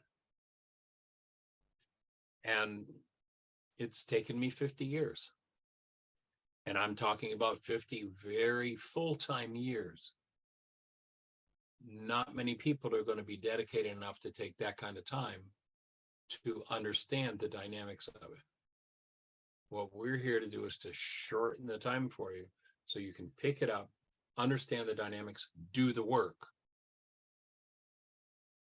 Because the hard part, here's how it's done, has been put in front of you.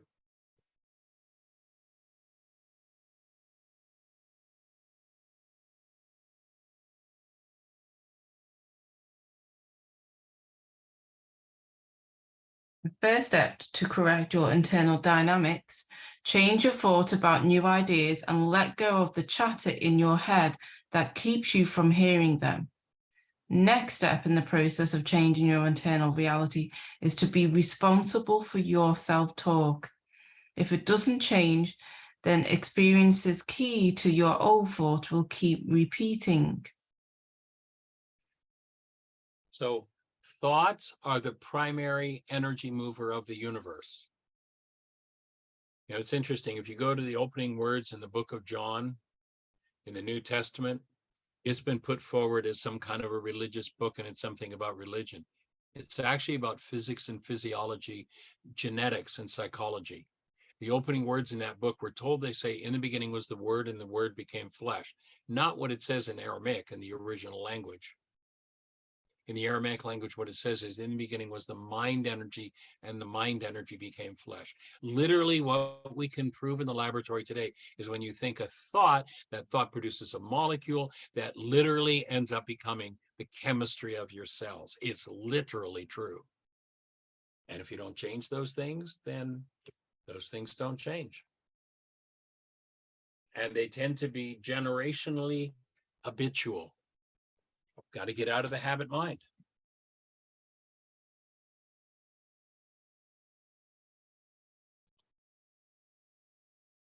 And breathe. Yes, and breathe. So you must choose to take responsibility for your feelings and what goes on inside of you, if you are ever going to change the patterns in your life and heal. What it takes. Mm-hmm.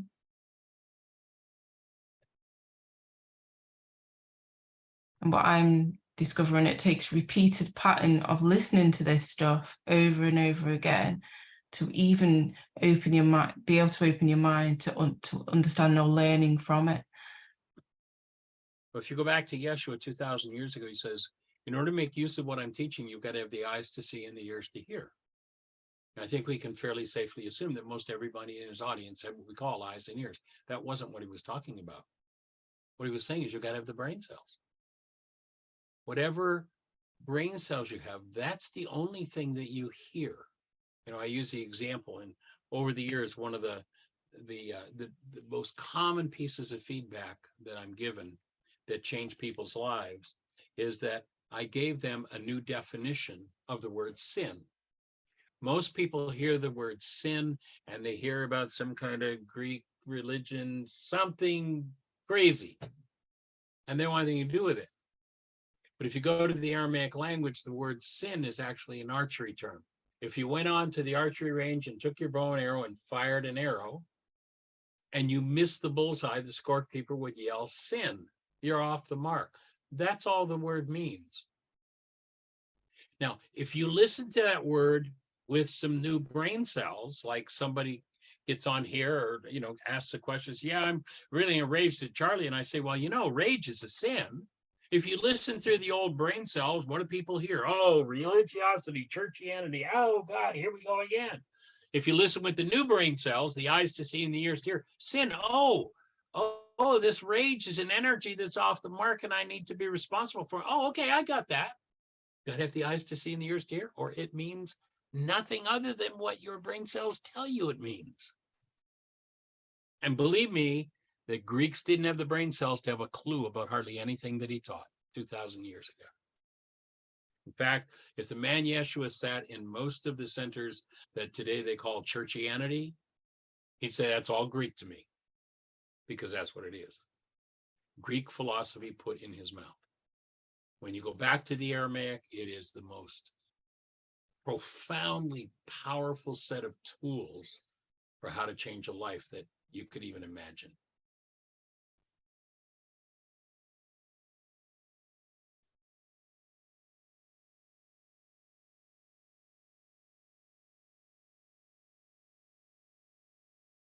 So Richard's admission, many times had experienced anger he was currently feeling was an indication of his self-talk, was helping him repeatedly recreate some of the same realities in his life.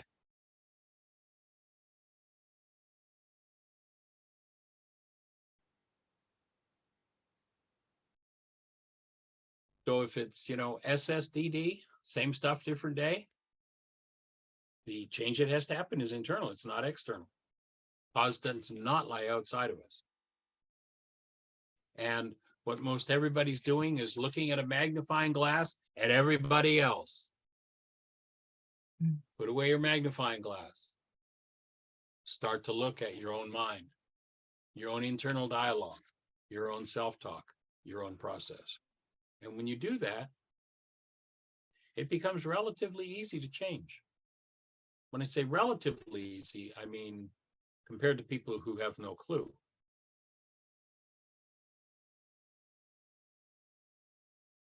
So that becomes key in the whole process. Am I going to observe what's happening in my own mind and take responsibility for it? So that's what we're here to do. Hope that fits and makes sense for everybody.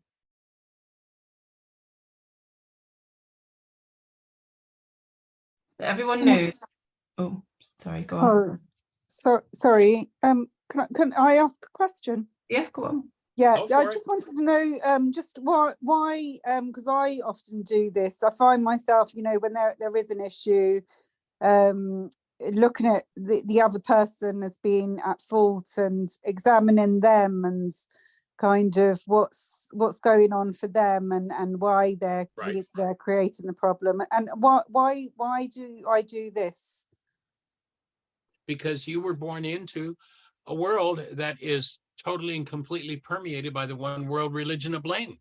Everything going on in my life, somebody else's fault. That's just, Right, yeah, just like 99.9% of the population of the earth. yeah. So you have to give up the habit. You have to change your thinking. Oh, I've been through this 87 different times with 42 different people. I'm the one that was there every time. Oh, this is about me. What do I need to discover about myself? Yeah. So, you know, that key thought in this particular chapter, put away your magnifying glasses and take out your mirrors. Start to look at yourself. Start to Yeah. step back from your own mind and observe it in operation and watch what it does. Listen to the language of your family system, of your culture, and it'll tell you what you were raised in.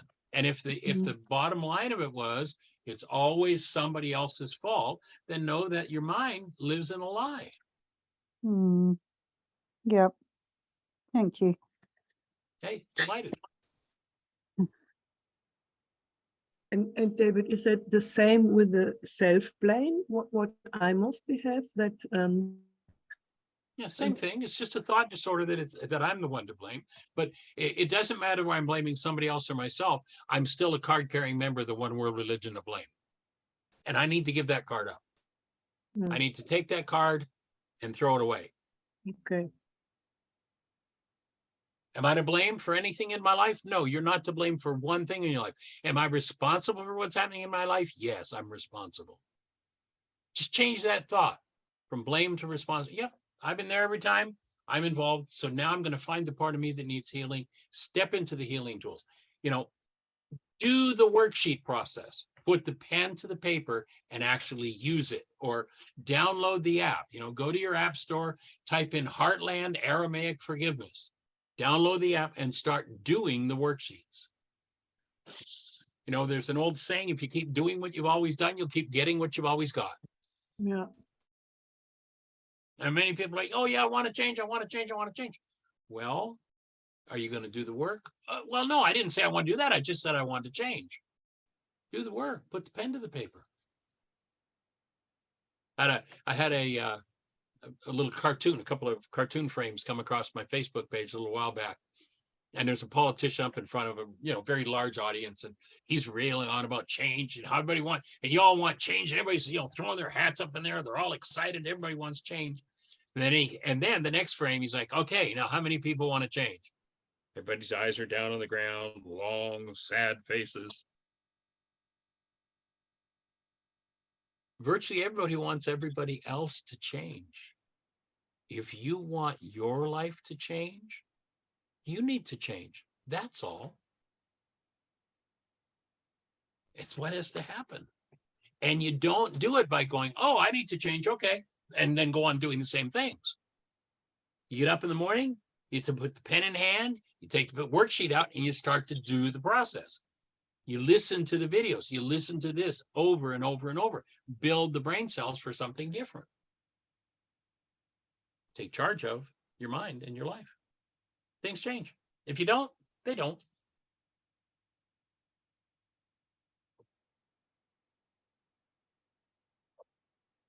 And we've got a question from Victoria. Would the main archetype shadow manifest contradicting realities?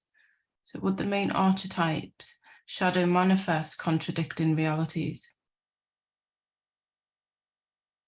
Maybe open your microphone. I don't know what that means. I'm talking or referring to Jung's archetypes. So some people believe that they are intellectual people, but the shadow behind is the victim. And sometimes in interactions, they want to prove to themselves, to others, that they are the victim. But that's the shadow side to them that they are not aware Yeah, of it, or victim. maybe it's their unconscious mind and they are acting in that way, but in reality, it's totally different. And I feel like in my interactions, or sometimes when I observe my own interactions, there are old habits that related to the shadow or the subconscious mind where I was a victim at some point, but I'm not a victim now. I believe that I'm strong, but I feel like that contradicting past and now sometimes I'm not sure if it's reflected outside or not, because they are totally different ideas of me and they are not that stable in the now. But what I'm worried about is just which one is more powerful in affecting the reality. Is it more what I'm not aware of, or of what I'm aware of right now? If that makes sense.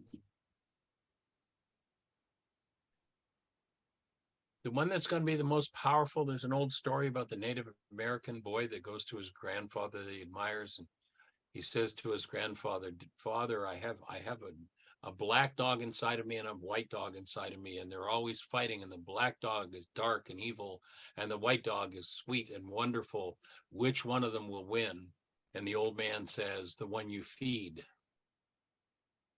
So do you sit around and feed the darkness, hang out with the darkness? Or do you recognize that, well, I've got, here's some darkness coming. I think I'll go step into the light, put the pen to the paper, do some work to remove this darkness rather than hang out with it and give it energy. And That's beautiful. Thank you. It yeah, makes and sense. an important key is to let go of the need to figure it out and just do the work, because you can't figure it out. I guarantee your bloodline, my bloodline, everybody we've ever listened to and talked to, they're all trying to figure it out. They go get education to figure it out. You can't figure this out. You just do the work and clean up your mind.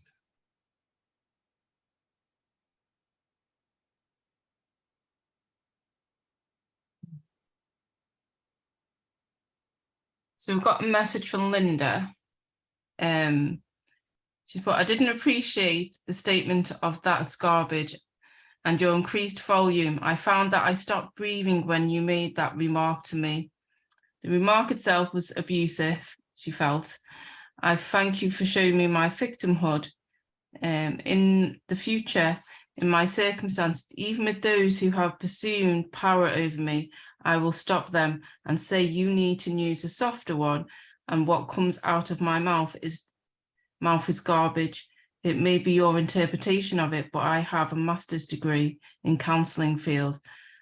Thanks and have a great day. I forgive myself for once again in walking into this. What comes out of my mouth is not garbage." So I'm not sure if she's left, that maybe she's taken your word of being garbage as personal of what she said. Well, I'm not sure exactly what the phrase was referred to, but I'll just offer that. The reality in your mind is you're listening. If you think there was something that came from me that was intended to be abuse, then my offering would be, that's an error. But if offense comes up in me to what you say, you know what I'm going to do? Instead of talk about you, I'm going to talk about me. I get that offenses come up in you. So my question would be, how does it look like your life to be offended? And are you willing to do the work to free yourself of that offense? Like I said, 6 people were at the accident. 6 different realities showed up in the courtroom. Are you willing to be finished with offense. And I'm here to support you. And if you're still with us, open your microphone. Let's talk about it. How can I support you? I think she's actually left. Hopefully she'll come back and re-listen to this, because from my memory, when you said the word garbage, it was an insinuation of the garbage we carry around with us, not saying to her she was speaking garbage. Yeah, no such words were spoken by me. Mm-hmm. That she was speaking garbage in any way, shape, or form. And that's not what I heard either. Yeah. Well, everybody's got a reality. So, yeah, and it's like what you said about the 6 people. Everyone will have their own interpretation. Yeah, I didn't hear garbage either at all, really. Yeah, I heard it as it was The we carry garbage of the culture, the blame game is mega, and it's almost universal. And it's time for us to get out of it. And if in fact victimhood came up, then it would be time to stay in a conversation and clean up the victimhood rather than make a statement such as that and then leave. Yeah, because she's put she's space. very proud of herself. How's that for progress? I'm so proud of myself for saying it. For blaming someone else for what's going on in your mind? Oh, right. Well, I'll offer that. Another aspect, another form of denial that tends to run the world is, one, when I think or speak as though something outside of me is the cause of what's moving inside of me, and or when I blame somebody else for the way I'm using my mind. And if I'm using my mind to make me the victim, I'm using my mind to make me the victim. And if I want to blame somebody else for the fact that I'm doing that, then I'm right back in denial again. And it's time for all that to go for all of us. But holding the space. Thank you. So everyone knows, in order to change the output of a system, the input needs to change. It does not seem to be common knowledge, however, that in order to change the input of the human system, the focus needs to change. You change your focus by changing your self-talk and where you put your attention. When your self-talk informs you that other people or things cause your pain, whether it is anger, frustration, helplessness, or fear, your thinking is off base.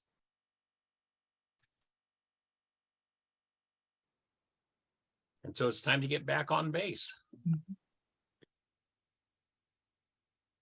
And again, one of the major keys to that is applying forgiveness to the content of your own verbiage and your own mind.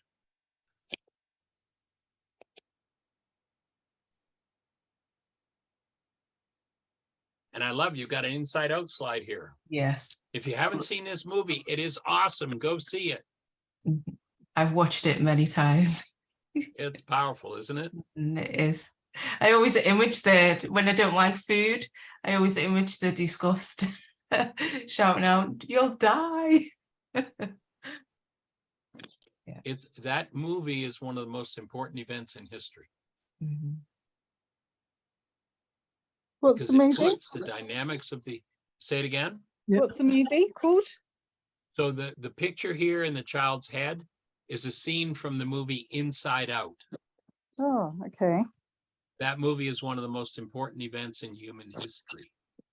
And the reason for that, the reason I say that is because it puts the dynamics of the human mind, basically self-talk, right there on the screen in a language that a 4-year-old can understand. And Disney probably has put this into, I don't know, 100 different languages. That means the core teaching is available virtually globally at the level where a 4-year-old can understand it. It's pretty important stuff. Powerful. No. It's a Disney movie, by the way, if you've got the Disney Channel. Or Yeah. Inside out. I'll put it in the chat. Highly recommend everybody, adults, children, everybody to watch it. Michael, I have that when I was at work yesterday, I felt that I have had a negative self-talk. But in that moment, I knew that, and but I was so focused on my work, I had not know how to say. Yeah, I was not able. Let's say I was not able to change that in that moment. But that was not that. That was, yeah, that was painful, and It was painful, or you were in pain. Remember, our denial can be as subtle as that statement. It was painful. No, it was just it, whatever it was. I was in pain. I was in That pain. triggered my pain. And when I can own my It- pain, I can change my pain. That triggered my pain, and okay. Oh, do you say that to own my pain is to accept that in that moment and like it is, and then later on work on that? No, right there in that moment. What I can, out of a space of connected love, embrace in myself and bring forward is going to heal. Embrace. What I have to hide from myself and pretend somebody else is the problem means I just reinforced my trauma pattern.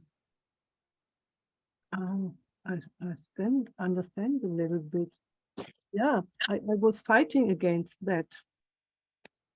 Yeah. You want to take every traumatic thought, feeling, thought disorder of all of your generations and ultimately bring it forward in the presence of love so you can throw it away. So in that moment, I was asked to, I was asked to yeah, really to accept it, and then to see that is my pain, and that the pain is now that I need to heal that pain, and that it is not to reject, but to see what it is, and that it is there. Embrace it. Anything that I embrace in love is going to heal. That's all. It's that simple. Okay. Anything I embrace in love is going to heal. Now, if I embrace it out of hate and fear and rage and guilt, then I just reinforce it. Now I better understand. Yeah. Thank you.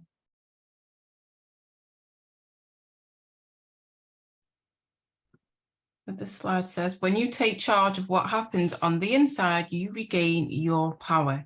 If you think you need to stop others from making you mad, you are going to have to change everyone who could potentially trigger your anger, which is an endless task. Yeah, if you're gonna change everybody's could trigger your anger, you're gonna have to change about 7.5 billion people. Good luck. When you take responsibility, you only have to change one. Pretty sweet.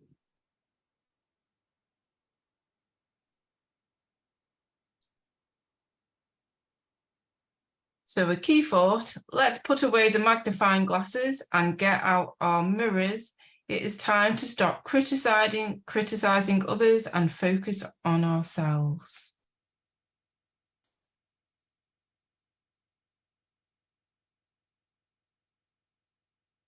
Yeah, virtually everybody wants to lecture everybody else about what's wrong with them. Because look at what you've done to me. You hurt me. Well, time to let that one go. Yes.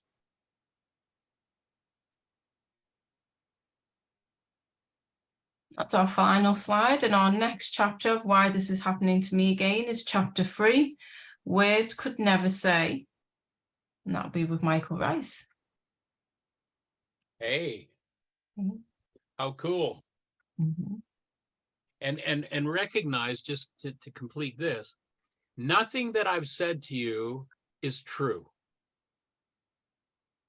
But what it can do is point you to what it is, the tool is, and what you need to heal. But in fact, all of our words are simply reflections of constructs in our mind. And the constructs in our mind can't even start to approximate what's actually going on in the world. So that's like a little intro to words could never say. And that's where we'll go in 2 weeks. Well, 2 weeks, is it 2 weeks?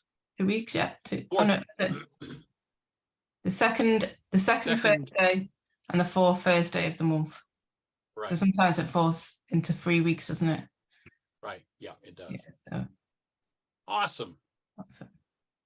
Nice work on the slides, Inka. Thank you. Thank you. I enjoy doing it because I learn as I do it as well. I'm getting a lot from creating it. Cool. Thanks so much. Yeah, Thank you, Michael and Yinka. You're most welcome. yeah. I learned a lot today. Thank you so much. I did too. Yes, yeah, Cool. learned a lot, but there's so much more to learn. It's a struggle.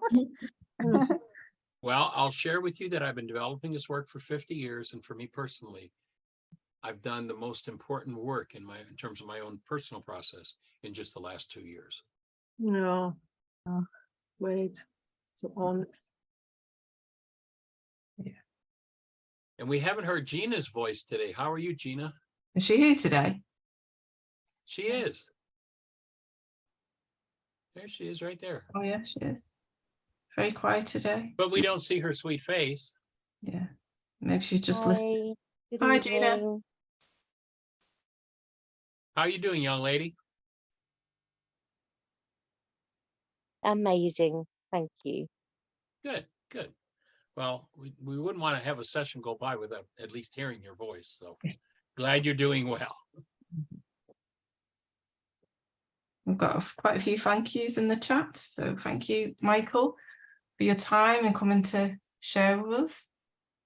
Delighted, honored. Pass it on to somebody else.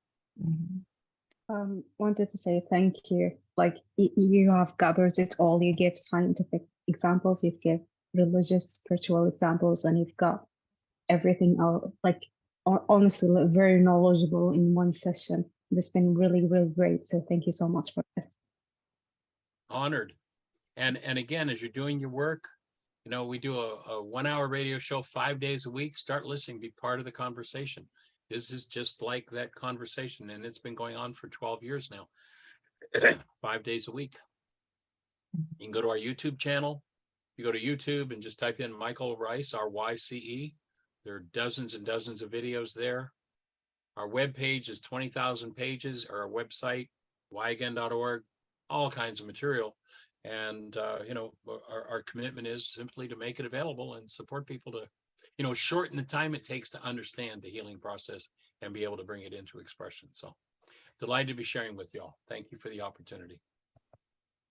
I shall leave us and with some music to play us out with. Right. So you're welcome to stay and listen, or you're welcome to log off, and I shall leave it playing. Okay, good night, everyone. Thank you. Thank you, Yinka. Bye-bye. Blessings. Good night, everyone. Thank you. Good night. Good night. Night. It's going to play.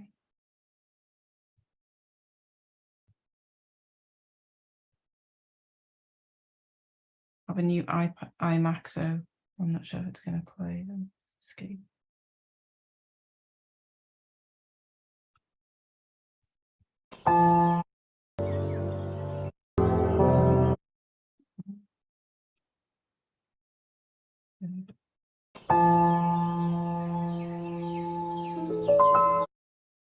One second.